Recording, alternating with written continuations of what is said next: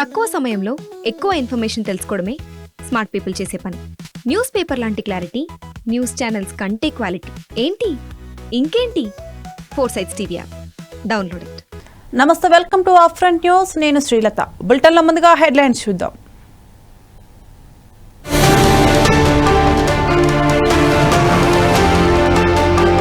KC వేణుగోపాల్తో Congress నేతల సమావేశం. మంత్రివర్గ విస్తరణపై చర్చించిన నాయకులు.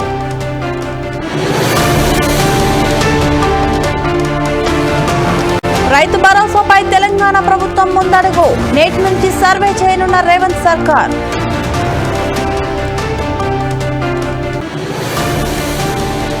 నేడు ఈడీ విచారణకు కేటీఆర్, కాసేపట్లో విచారించనున్న అధికారులు.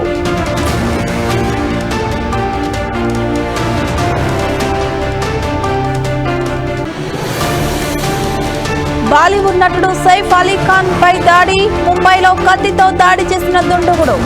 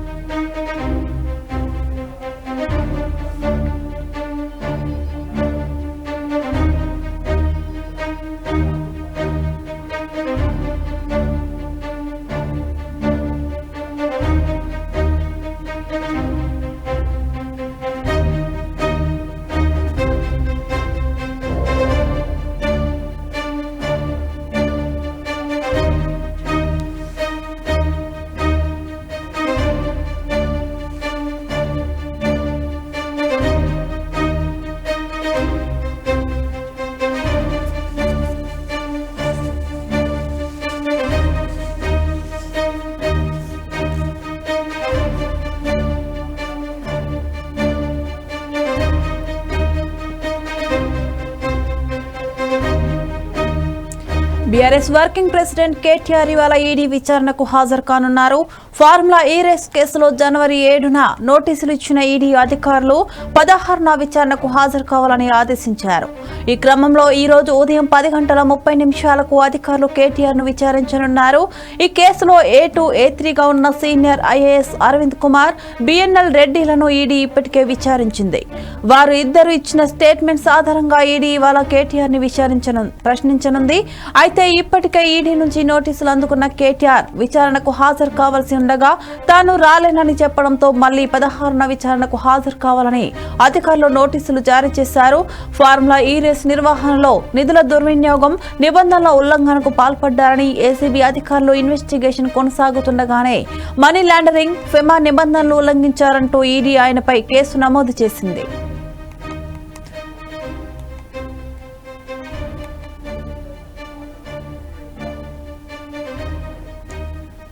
దీనిపై మరింత సమాచారం మా ఇన్పుట్ ఎడిటర్ రాములు అందిస్తారు. రాములు, చెప్పండి. బీఆర్ఎస్ వర్కింగ్ ప్రెసిడెంట్ కేటీఆర్ సంబంధించి ఈ రోజు ఈడీ విచారణకు హాజరు కానున్నారు.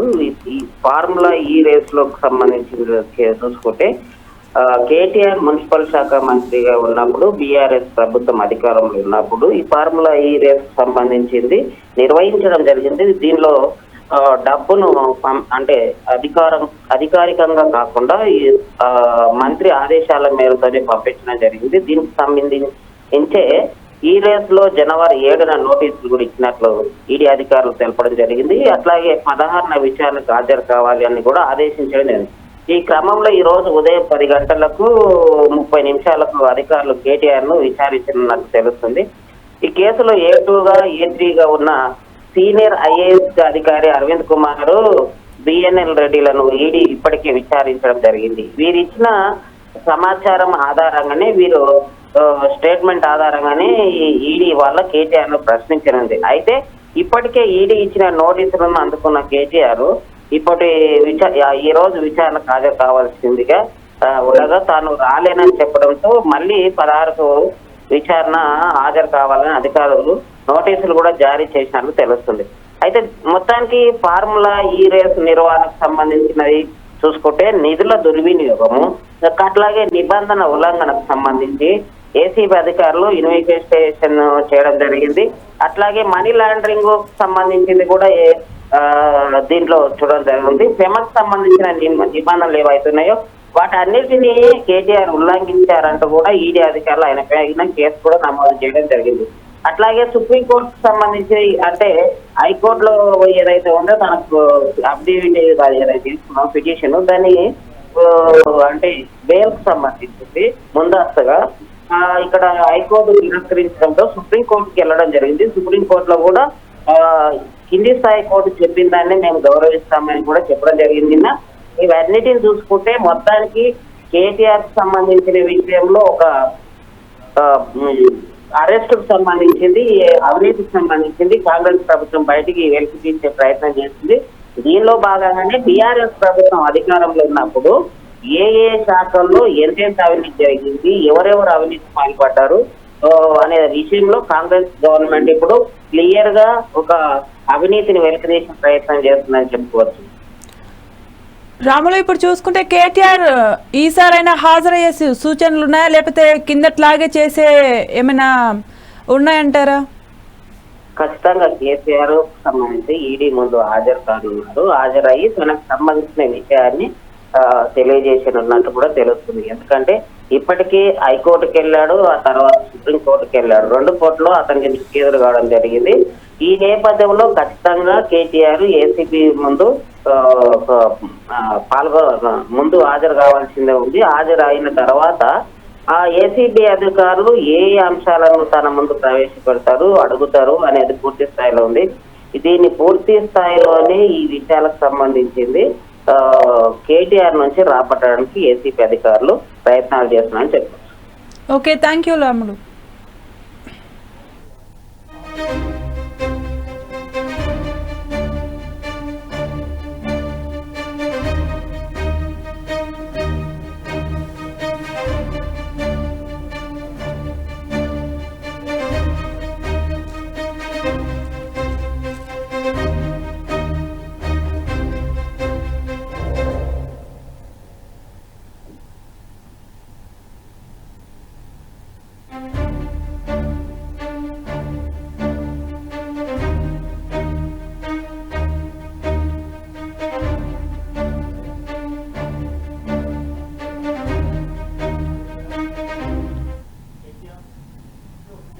తెలంగాణ సీఎం రేవంత్ రెడ్డి ఢిల్లీ పర్యటనలో భాగంగా కీలక సమావేశం జరిగింది.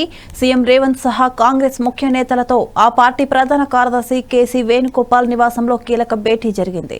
రేవంత్ రెడ్డితో పాటు డిప్యూటీ సీఎం బట్టి, టీపీసీసీ చీఫ్ మహేష్ కుమార్ గౌడ్, మంత్రులు ఉత్తమ్, దామోదర్ రాజనరసింహ, పొంగులేటి, పొన్నం ప్రభాకర్, సీతక్క, కొండా సురేఖ, ఇతర నేతలు పాల్గొన్నారు. ఈ సమావేశంలో రాష్ట్రానికి సంబంధించిన వివిధ అంశాలపై కేసీ వేణుగోపాల్తో గంటన్నర పాటు చర్చించారు. రాష్ట్రంలో పరిపాలన పథకాల అమలుపై చర్చించినట్లు సమాచారం. ఫిబ్రవరి తొలి లేదా 2వ వారంలో తెలంగాణలో కాంగ్రెస్ అగ్రనేత రాహుల్ గాంధీ పర్యటిస్తారని టీపీసీసీ అధ్యక్షులు మహేష్ కుమార్ గౌడ్ తెలిపారు. సూర్యాపేట లేదా ఖమ్మంలో రాహుల్ భారీ బహిరంగ సభ ఉండే అవకాశం ఉందని తెలిపారు. ఈ నెలాఖరులోపు నామినేటెడ్ కార్పొరేషన్ చైర్మన్ల భర్తీ ఉంటుందన్నారు.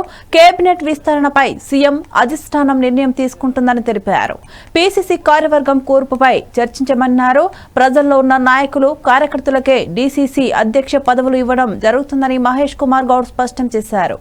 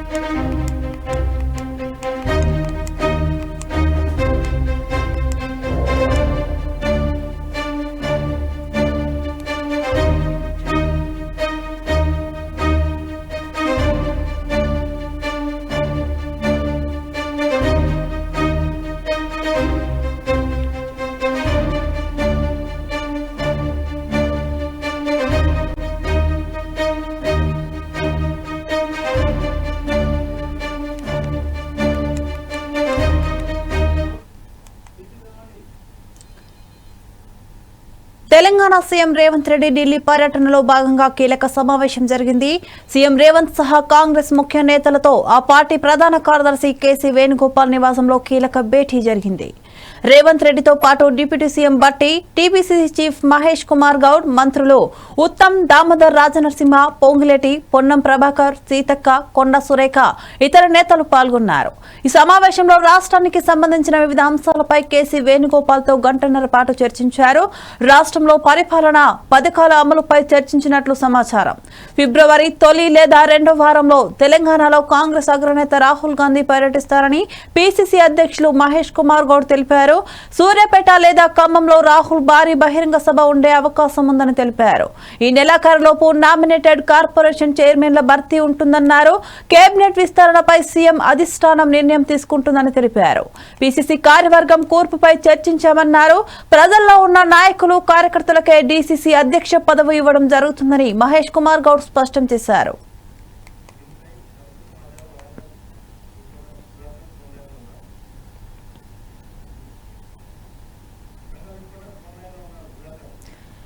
దీనిపై మరింత సమాచారం మా ప్రతినిధి సుధాకర్ అందిస్తారు. సుధాకర్, చెప్పండి. శ్రీలత తెలంగాణ రాష్ట్ర ముఖ్యమంత్రి ఢిల్లీ పర్యటన ఉన్నారు. రాష్ట్ర ముఖ్యమంత్రులు సహా రాష్ట్రానికి సంబంధించిన మంత్రుల సైతం అక్కడికి వెళ్ళడం జరిగింది. అలాగే డిప్యూటీ సీఎం బట్టి విక్రమార్క, టీపీసీ మహేష్ కుమార్ గౌడ్, మంత్రులు ఉత్తమ్ కుమార్ రెడ్డి, దామోదర్ రాజనరసింహ, పొంగిరెడ్డి శ్రీనివాస్ రెడ్డి, పొన్నం ప్రభాకర్, సీతక్క, కొండ సురేఖ మంత్రులతో కలిపి ఢిల్లీకి పయనమైన నేపథ్యం కనబడుతుంది. ఆధిక్యత తెలంగాణ రాష్ట్ర అభివృద్ధి కోసం, అలాగే సంక్షేమ పథకాల కోసము రాష్ట్రాలలో ఉన్న అభివృద్ధి కోసం ఎటువంటి నిధులు తేవాలి, నిధులు తీసుకొస్తే రాష్ట్రం అభివృద్ధికి ముందుకెళ్తున్న నేపథ్యంలో మాత్రం చర్చల కోసం అక్కడ వెళ్ళిన నేపథ్యం కనబడుతుంది. అంతేకాకుండా ఈ వచ్చే నెలలో మాత్రం ఖచ్చితంగా రాహుల్ గాంధీ వచ్చేసి తెలంగాణ రాష్ట్రంలో ఉమ్మడి నల్గొండ కానీ ఖమ్మం జిల్లాలో పర్యటించి భారీ బహిరంగ కోసం భారీ బహిరంగ సభకు సలహా చేస్తున్న నేపథ్యం కనబడుతుంది.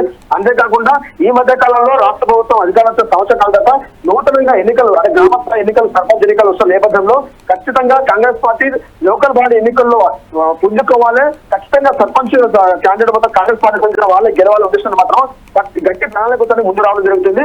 దీని మీద మాత్రము ఇప్పటికే రాష్ట్ర మంత్రులు కానీ, అలాగే రాష్ట్ర ముఖ్యమంత్రి, డిప్యూటీ సీఎం వీళ్ళందరూ చర్చలు జరిగింది. చర్చలు జరిపిన తర్వాత ఢిల్లీలో ఉన్న కేసీ వేణుగోపాల్ నివాసంలో వెయిట్ అయిన తర్వాత బయటకు వచ్చి మంత్రులు ఒకరే మాట చెబుతుంది. రానున్న రోజుల్లో ఖచ్చితంగా ఏదైనా సరే రాష్ట్ర అభివృద్ధి కోసం సంక్షేమ పథకాలు తీసుకోవాలన్నా, నిధులు తేవాలన్నా మాత్రము అధిష్టానం నిర్ణయాల మేరకే ఇక్కడ కొనసాగుతుందని చెప్పడం జరిగింది. అంతేకాకుండా రాష్ట్రంలో కొన్ని నామినేటెడ్ కార్పొరేషన్ చైర్మన్లు ఇప్పటికీ భర్తీ కాలేదు కాబట్టి అది ఖచ్చితంగా అధిష్టానం నిర్ణయాల మేరకే మాత్రము అధిష్టానం ఏం చెప్తే అదే దానికి సదావుగా కార్పొరేషన్ చైర్మన్ నియామకాలు జరుగుతాయంటే మాత్రం చెప్పడం జరిగింది. ఏదేమైనా అనుకోవచ్చు తెలంగాణ రాష్ట్రంలో కాంగ్రెస్ ప్రభుత్వం సంవత్సర కాలంలో కొన్ని శాఖలకు సంబంధించిన శాఖలకు సంబంధించిన మంత్రులు ఎవరు లేరు. హోంశాఖ కానీ, విద్యాశాఖ కానీ ఈ రెండు శాఖలు వచ్చేసి రాష్ట్ర ముఖ్యమంత్రి రేవంత్ రెడ్డి చేతిలో ఉండడం ద్వారా ఈ రెండు శాఖలకు సంబంధించిన వారికి కూడా కొంత మంత్రివర్గ విస్తరణ జరగనుంది.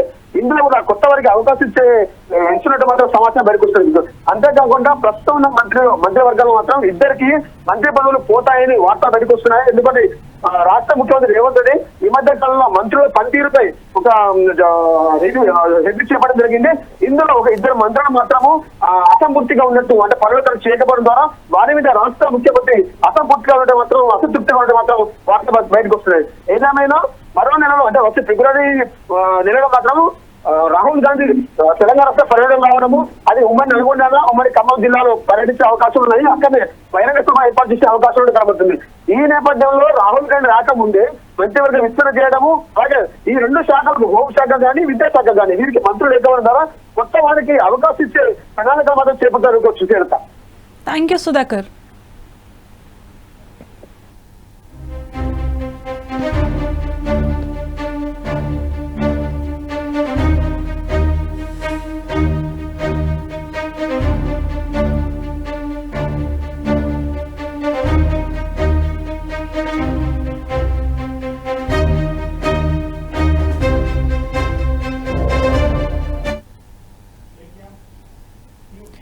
తెలంగాణ తెలంగాణలో కాంగ్రెస్ ప్రభుత్వం మరో ముందడుగు వేసింది. జనవరి 26న భరోసా స్కీమ్ అమలు కాబోతోంది. ఈ మేరకు సీఎం రేవంత్ రెడ్డి ఇటీవల ప్రకటించారు. ఇందుకు మార్గదర్శకాలను కూడా విడుదల చేసింది. అనర్హులకు ఎట్టి పరిస్థితుల్లో ఈ పథకం వర్తించబోదని తేల్చి చెప్పింది. అయితే రైతు భరోసా పథకం పొందాలంటే భూమి సాగు ఉండాల్సి ఉంటుంది. సాగులో లేని భూములను రైతు భరోసా స్కీమ్ నుంచి పక్కన పెట్టాలని ప్రభుత్వం నిర్ణయించింది. ఈ పథకాన్ని పగడ్బందీగా అమలు చేయాలని నిర్ణయించింది. సాగు యోగ్యత లేని భూములకు రైతు భరోసా సాయం అందించబోమని ప్రభుత్వం స్పష్టం చేసింది. సాగుకు యోగ్యమైన భూములకు రైతు భరోసా కింద ఎకరానికి 12,000 ఇస్తామని రేవంత్ రెడ్డి ప్రకటించారు. అయితే సాగు చేయని భూముల వివరాలను గ్రామ సభలో ప్రదర్శించాలని కలెక్టర్లను ఆదేశించారు. నేటి నుంచి 5 రోజుల పాటు అధికారులు గ్రామాల్లో సర్వే చేయనున్నారు. గ్రామ సభల్లో వ్యవసాయ భూములను నిర్ధారించాలన్నారు.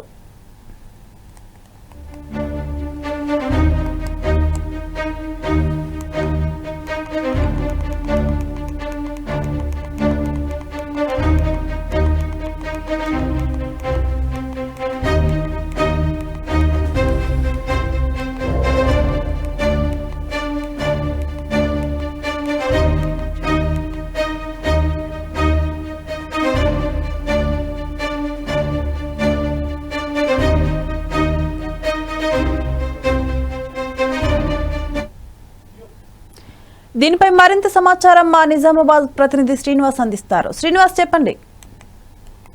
అదే తెలంగాణ ప్రభుత్వం సీరియస్ గా పరిపాలనపై ఫోకస్ పెట్టిందని చెప్పొచ్చు.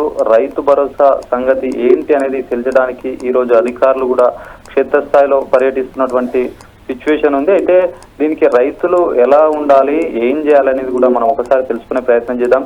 తెలంగాణ ప్రభుత్వం ఏ పథకం అమలు చేసినా కూడా ఖచ్చితమైనటువంటి గైడ్ లైన్స్ ని విడుదల చేస్తుంది. వాటిని సరిగ్గా అర్థం చేసుకుంటే లబ్ధిదారులకు మరిన్ని ప్రయోజనాలు పొందొచ్చు అని చెప్పొచ్చు. అయితే రైతు భరోసా విషయంలో కూడా ఇలాంటి జాగ్రత్త కూడా పాటించాల్సిన అవసరం ఉంది. అయితే ఇది జనవరి 26కు మొత్తం కూడా దానికి సంబంధించినటువంటి నిధులు కూడా ప్రభుత్వం రైతు అకౌంట్లలో డబ్బులు జమ చేశామని కూడా చెప్పినటువంటి పరిస్థితి ఉంది. ఈ నేపథ్యంలో సర్వే చేపడుతున్నారు అధికారులు. దీనికి సంబంధించినటువంటి ఏదైతే ఎంతమంది రైతులు ఉన్నారు, ఎన్ని భూములు ఉన్నాయనే వివరాలని కూడా ఏదైతే సేకరించి ఎంతమంది ఉన్నారు దాన్ని బట్టి ఎంత అమౌంట్ ఇవ్వాలని కూడా అధికారులు గ్రామ స్థాయిలో పర్యటిస్తున్నటువంటి సిచ్యువేషన్ ఉంది. అయితే రైతు భరోసా పథకం గురించి ఒకసారి ఆ కౌలు రైతులకు సంబంధించి కూడా 12,000 ఇస్తామని ఇప్పటికే ప్రభుత్వం ప్రకటించింది. అయితే ఎన్ని ఎకరాలు ఉంటే కూడా అన్ని ఎకరాలకు కూడా ఇస్తామని చెప్పి చెప్తున్నారు. అయితే దీనికి సాగుకు అనుకూలంగా ఉన్నటువంటి భూములకు ఇస్తామని చెప్పి ఒక కండిషన్ అయితే పెట్టింది. ఈ విషయంలో కూడా ఏదైతే అధికారులు కూడా బృందాలు కూడా రైతుల దగ్గరికి కానీ రైతుల పొలాల దగ్గరికి వచ్చినప్పుడు వాళ్ళు భూములు ఎక్కడెక్కడ ఉన్నాయని చూపించాల్సినటువంటి అవసరం ఉంటుంది. అయితే ఇదంతా కూడా కరెక్ట్ గా చూపిస్తేనే రైతులకు మరింత మేలు జరిగే అవకాశాలు ఉంటాయి. అయితే ఈ బృందాలు కూడా ప్రతి గ్రామానికి ఈ రోజు నుంచి కూడా వస్తాయి.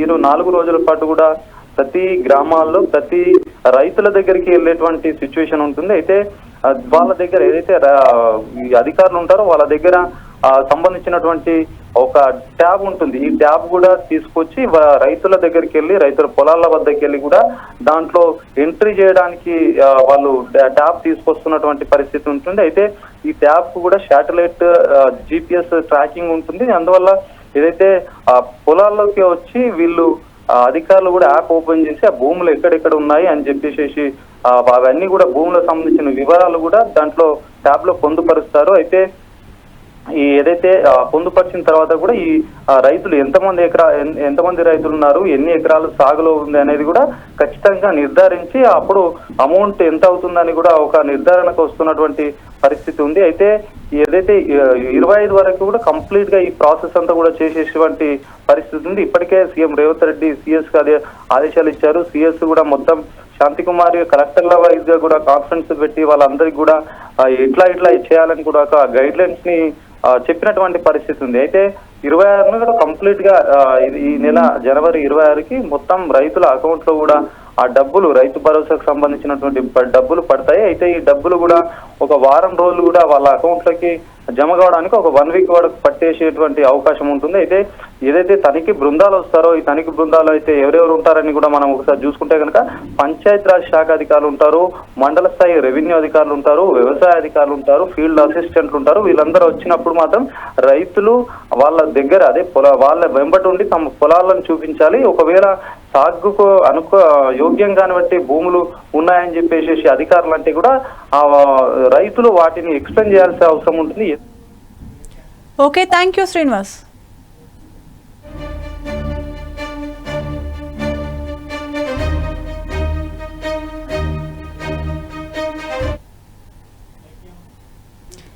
బాలీవుడ్ నటుడు సైఫ్ అలీ ఖాన్పై దాడి జరిగింది.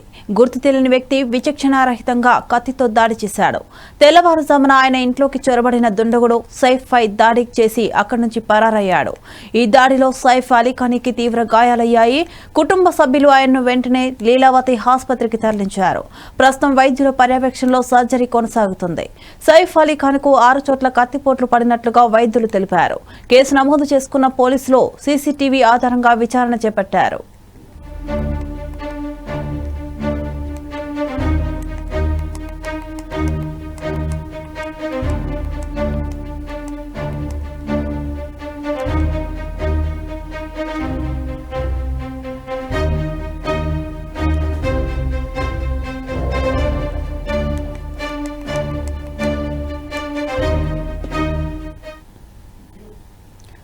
బాలీవుడ్ నటుడు సైఫ్ అలీ ఖాన్పై దాడి జరిగింది. గుర్తు తెలియని విచక్షణారహితంగా కత్తితో దాడి చేశారు. తెల్లవారుజామున ఆయన ఇంట్లోకి చొరబడిన దుండగుడు సైఫ్ పై దాడి చేసి అక్కడి నుంచి పరారయ్యాడు. ఈ దాడిలో సైఫ్ కు అలీ ఖాన్ కు తీవ్ర గాయాలయ్యాయి. కుటుంబ సభ్యులు ఆయనను వెంటనే లీలావతి ఆసుపత్రికి తరలించారు. ప్రస్తుతం వైద్యుల పర్యవేక్షణలో సర్జరీ కొనసాగుతుంది. సైఫ్ అలీ ఖాన్ కు 6 చోట్ల కత్తిపోట్లు పడినట్లుగా వైద్యులు తెలిపారు. కేసు నమోదు చేసుకున్న పోలీసులు సీసీటీవీ ఆధారంగా విచారణ చేపట్టారు.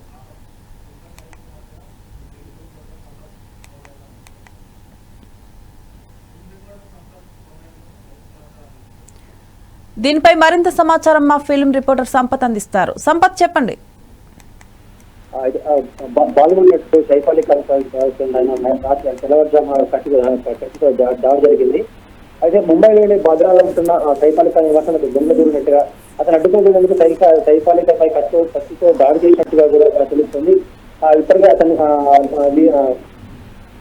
కత్తి గాయపడిన సైఫ్ అలీ ఖాన్ లీలావతి ఆసుపత్రికి వైద్య చికిత్స కోసం తీసుకెళ్ళడం కూడా జరిగింది. అయితే ప్రస్తుతానికి అధికారులు ఈ విషయం గురించి అధికారులు కూడా దర్యాప్తు చేస్తున్నారు. అయితే దొంగ చోరీకే పాల్పడ్డా, లేకపోతే చోరీ దొంగతనం జరిగిందా లేదా, లేకపోతే ఆయనని ఉద్దేశపూర్వకంగా ఏమైనా చేయడానికి వచ్చాడా అనే విషయాన్ని కూడా పోలీసులు ఆరా తీస్తున్నారు.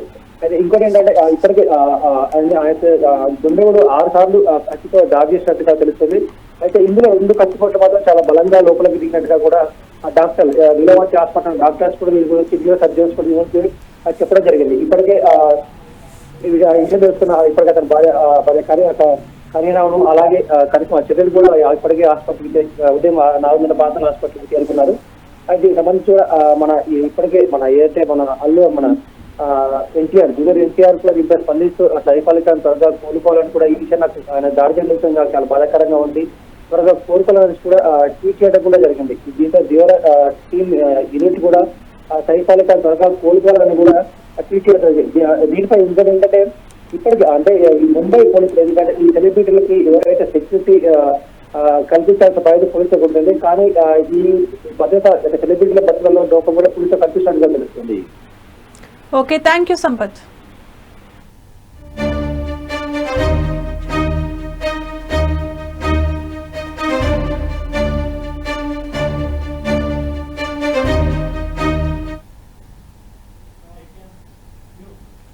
అనకాపల్లి జిల్లా శంకరం గ్రామంలో కనుమ సందర్భంగా బౌద్ధ మేళా నిర్వహించారు. రైతులు పండించిన పంటను బుద్ధుని ఆరామం వద్ద ఉంచారు.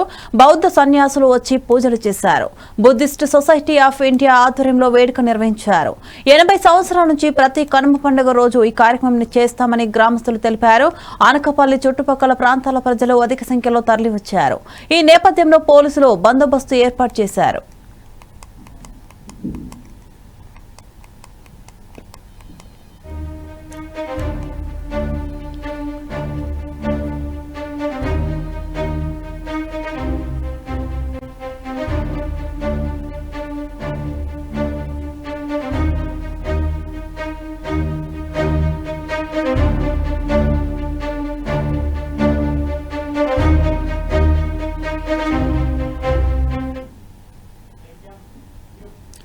కాకినాడ జిల్లా అంబాజీపేట మండలంలోని జగ్గన్న తోట ప్రబల తీర్థం కనుల పండుగగా సాగింది.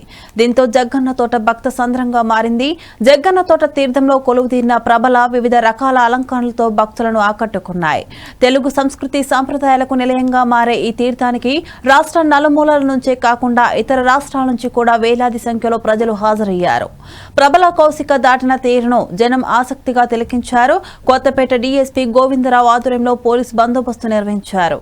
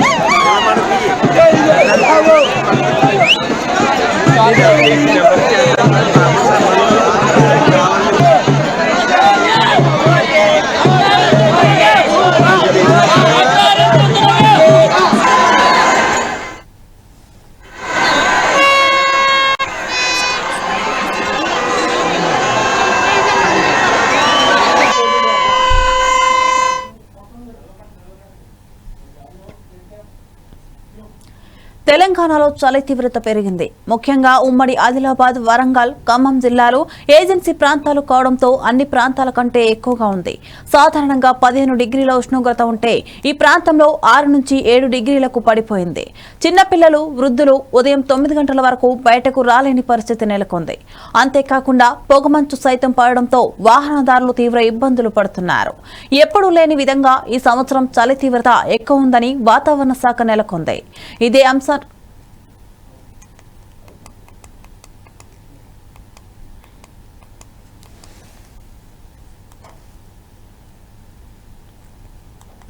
గత వారం రోజులుగా చలి తీవ్రత ఎక్కువ నిగొచ్చు. గతంలో చూసుకుంటే మాత్రం 15% ఉష్ణోగ్రత ఉండేది. కానీ ఈ వారం రోజులు మాత్రము 6 నుండి 7% మాత్రం ఉష్ణోగ్రతకు పడిపోవడం మాత్రము చిన్న పిల్లలు గాని, వృద్ధులు గాని 9 గంటల వరకు ఇంట్లో నుంచి బయట రావాలంటే మాత్రం జనపుతున్నారు ఈ చలితోటి.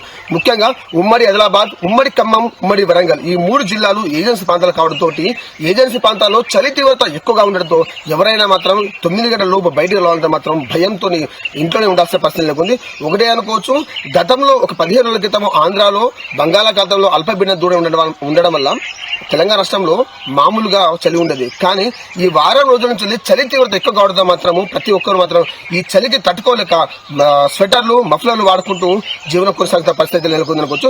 అంతేకాకుండా ఉదయం 8 నుంచి 9 గంటల వరకు మాత్రం ఈ పొగమంచు పడడంతో వాహనదారులు సైతం, జాతీయ రహదారి వెళ్లే వాహనదారులు సైతము వాళ్ళ వాహనాలకు లైట్లు వేసుకొని ప్రయాణం చేస్తున్న పరిస్థితి నెలకొంది. ఎందుకంటే ఈ లైట్లు వేయకపోతే ఈ పొగమంచు ద్వారా ముందు ఏ వాహనం వెళ్తుంది, ఎదురుగా ఏ వాహనం వస్తుంది ఎవరికి తెలియని పరిస్థితి. అందుకనే ఈ 9 గంటల వరకు సైతం వాహనదారులు వాళ్ళ వాహనాలకు లైట్లు వేసుకొని ముందుకు ప్రయాణం చేయాల్సిన పరిస్థితి లేకుంది. ఏదేమైనా వాతావరణ శాఖ కూడా చెప్పడం జరిగింది, ఈసారి గతంలో పోల్చుకుంటే ఈసారి చలి తీవ్రత ఎక్కువగా ఉంటుంది కాబట్టి ఖచ్చితంగా సేఫ్టీ ప్రికాషన్స్ అంటే మఫ్లర్లు కానీ, జర్కిన్ కానీ ఖచ్చితంగా వాడాల్సిన పరిస్థితిని చెప్పడం జరిగింది. మనం చూసుకోవచ్చు, తెలంగాణ రాష్ట్ర వ్యాప్తంగా ప్రతి జిల్లాలో చూసుకుంటే ఉంటే ఈ 3 జిల్లాలు ఆదిలాబాద్ కానీ, వరంగల్, ఖమ్మం ఈ 3 జిల్లాలు ఏజెన్సీ ప్రాంతాలు కాదు. ఏజెన్సీలో చలి తీవ్రత ఎక్కువగా ఉందనుకోవచ్చు. ఇది ప్రస్తుతం ఉమ్మడి వరంగల్ జిల్లా వ్యాప్తంగా కానీ ఇటు ఆదిలాబాద్, ఇటు ఖమ్మం ఈ 3 జిల్లాలపై చలి తీవ్రతపై 4S TV ground reports. Camera బాల్తో సుధాకర్, 4S టీవీ వరంగల్. తెలంగాణ రాష్ట్ర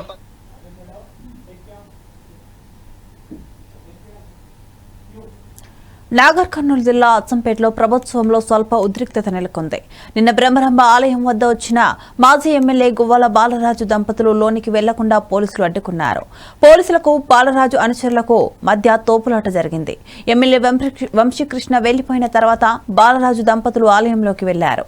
అనంతరం పోలీసుల వైఖరిని నిరసిస్తూ గువ్వల నిరసన తెలిపారు. ఆలయంలోకి వెళ్లకుండా తనను అడ్డుకున్న పోలీసులపై చర్యలు తీసుకోవాలని గువ్వల బాలరాజు డిమాండ్ చేశారు. సాంప్రదాయం అచ్చంపేటలో ఉన్నటువంటి సాంప్రదాయాన్ని కొనసాగిస్తూ దేవాలయంలో కానీ, దర్గా దగ్గర కానీ, చర్చిల దగ్గర కానీ, ఫంక్షన్ల దగ్గర కానీ ఎక్కడ ఏ శుభకార్యానికి ఎవరు వచ్చినా ఆనవాయితీగా ఒక హోస్ట్ మాదిరిగా నేనే దగ్గరుండి వచ్చినటువంటి అతిథి వ్యక్తులు, వాళ్ళు పవర్ ఉన్నా లేకపోయినా, మాజీలైనా ప్రజాప్రతినిధులైనా పిలిచి ఆహ్వానించి సన్మానించి సాగనంపేటువంటి ఆనవాయితీని నేను కొనసాగించడం జరిగింది. కానీ మొన్న బంజారాల తీజు ఉత్సవం నుంచి మొదలుకుంటే నేటి వరకు కూడా మొత్తంగా నేను కనిపించిన, నా నాయకులు కార్యకర్తలు కనిపించిన కాంగ్రెస్ పార్టీకి ఎనలేని ఈర్ష్య పుట్టుకొచ్చి ఈరోజు కూడా రమరాంబ తల్లి ఆలయం ముందు ఆ విగ్రహాలను, ఉత్సవ విగ్రహాలను అందరము చెరొక్క పక్క పట్టుకొని ఊరేగించేటువంటి ఆనవాయితీ.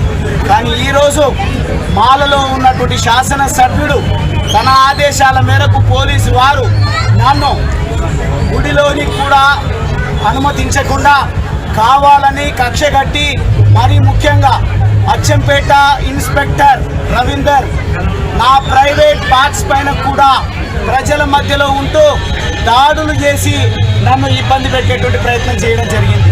స్పృహ తప్పి పడిపోయే పరిస్థితి ఉన్నది. కానీ నా వెంబడి ఉన్నటువంటి నా నాయకులు, కార్యకర్తలు నాకు నీళ్లు తాగిపించి దేవుడి దర్శనం చేయించి ఈరోజు నన్ను సురక్షితంగా ఇక్కడి వరకు తీసుకురావడం జరిగింది. కానీ నేను ఈ సందర్భంగా ఆ బ్రహ్మరాంబ తల్లి దేవతను నేను వేడుకుంటా ఉన్నా. ఈ సాంప్రదాయానికి స్వస్తి పలికే విధంగా, ఈ పాలకులకు కనువింపు కలిగే విధంగా ఒక మంచి బుద్ధిని కలిగించండి. అదే మాదిరిగా నేను ఒక న్యాయవాదిని.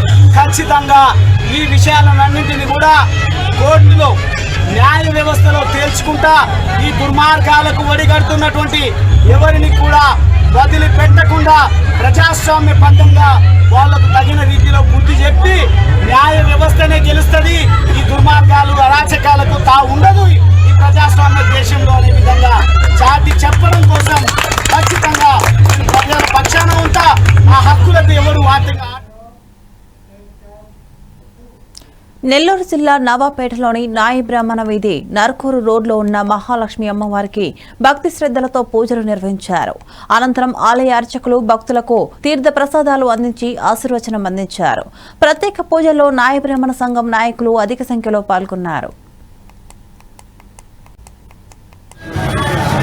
అందరూ ఈ ఏరియాలో నాయి బ్రాహ్మణ కులం చెందిన వాళ్ళని దాదాపుగా 500 కుటుంబాలు మాకు ఇక్కడ ఉన్నాయి. ఈ పూర్వీకుల నుంచి ఈ వేప చెట్టు వేశారు. ఈ వేప చెట్టుకు పూజలు చేస్తూ ప్రతి శుక్రవారం కూడా అమ్మవారికి అందరూ పూజలు చేస్తుంటారు. ప్రతి సంవత్సరం కనుమ పండుగ రోజు కూడా భారీ ఎత్తున కూడా దాదాపుగా 70 సంవత్సరాల నుంచి ఈ కనుమ పండుగ జరుగుతుంది. శివాలయంలో తెప్పోత్సవంతో సమానంగా ఈ కార్యక్రమం జరుగుతుంటుంది. ఈ కార్యక్రమానికి వందలాది మంది కూడా భక్తులు విచ్చేసి వాళ్ళకి ప్రసాదాలు అన్ని కూడా అందించడం జరుగుతుంది. ఇక్కడ ఈ అమ్మవారు ఈ దారిని పోయే వాళ్ళందరూ కూడా దాదాపుగా నరుకు నుంచి కూడా ఈ దారిని పోయే వాళ్ళందరూ కూడా అమ్మవారిని దండం పెట్టుకుని పోతారు. వారి కోరికలు బ్రహ్మాండంగా నెరవేరుస్తాయి. మేము కూడా ఈనాటి నుండి కూడా మా పూర్వీకుల నుండి కూడా మేము ఎక్కడికైనా పెళ్లిళ్ళ కార్యక్రమాలు జరిగినా కూడా ముందు అమ్మవారికి వచ్చి టెంకాయ కొట్టుకొని ఈ కార్యక్రమానికి వెళ్తుంటాం. ఈ కార్యక్రమానికి ఎంతో ప్రసిద్ధి చెందింది అమ్మవారు. ఈ మధ్యనే అశ్వత్థ నారాయణ శ్రీ మహాలక్ష్మి చెట్టు అని చెప్పి ఈ కార్యక్రమం కూడా పూజా కార్యక్రమం ఏర్పాటు చేస్తాము. ఈ పూజా కార్యక్రమం అంతకుముందు గతంలో పాత చెట్టు ఉండింది. ఆ చెట్టు అంతా ఎండిపోయిన తర్వాత దాన్ని రెన్యువేట్ చేశాము. ఈ చెట్టు దరిదాపులో నేనే దాన్ని వేసింది కూడా. నా పేరు బొమ్మిడి పుల్లయ్య. నేను ఇంకొక శ్రీనివాసులు అతను ఇద్దరు కలిసి తీసుకొచ్చి చెట్టు నాటడం జరిగినది. అది ఈరోజు ప్రబలంగా ఉన్నది.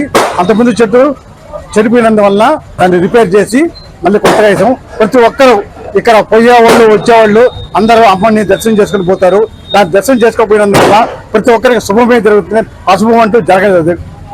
ఇక్కడ పనిచేసిన వాళ్ళందరూ హార్డ్గా పనిచేసిన వాళ్ళందరికీ అమ్మని ప్రతి ఒక్కరికి ఉద్యోగాలు కానీ వాళ్ళ వ్యాపారరీత్యా కానీ బాగా డెవలప్ అవుతుంది. మేము చిన్నప్పటి నుంచి చేసాం కాబట్టి మేము ప్రభుత్వ ఉద్యోగులుగా మేమంతా ఇక్కడ పనిచేసిన వాళ్ళందరూ ఆల్మోస్ట్ ఆల్ కష్టపడి ఎవరు పనిచేశారో వాళ్ళు ఆల్మోస్ట్ ఆల్ ఎంప్లాయీస్ గా ఉండి రిటైర్ అయిన వాళ్ళం మేమంతా. తాతరకాలం నుంచి ఇక్కడే ఉన్నాం. AB bulletin updates. Keep watching 4 Sides TV.